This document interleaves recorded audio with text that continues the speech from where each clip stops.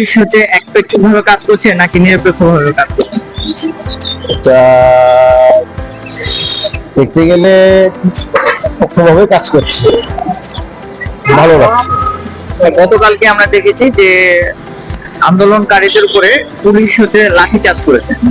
তো আপনার কি মনে হয় যে পুলিশ হচ্ছে একপেক্ষভাবে কাজ করছে নাকি নিরপেক্ষভাবে কাজ করছে? এটা দেখতে গেলে পক্ষভাবে কাজ করছে। আগামী নির্বাচনের কেন্দ্রগুলো কি নিরাপত্তার চাদরে থাকবে নাকি এভাবে একপেক্ষিকতার ভিত্তিতে থাকবে? না, যেহেতু আমাদের বাংলাদেশ সেনাবাহিনী আছে, নিরাপত্তার চাদরেই থাকবে। আপনি আপনার পছন্দের প্রার্থীকে দল দেখে ভোট দিবেন নাকি প্রার্থীর যোগ্যতা এবং কার্যক্রম দেখে? যোগ্যতা এবং কার্যকলাপ থেকেই ভোট দিবে।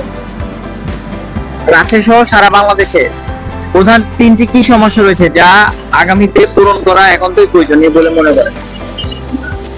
সর্বপ্রথম বলবো, আমরা যেহেতু হাসপাতালের সামনে থাকি, চিকিৎসা খাত যে ডাক্তারদের যে বিষয়টা, এটা পরিবর্তন করা দরকার।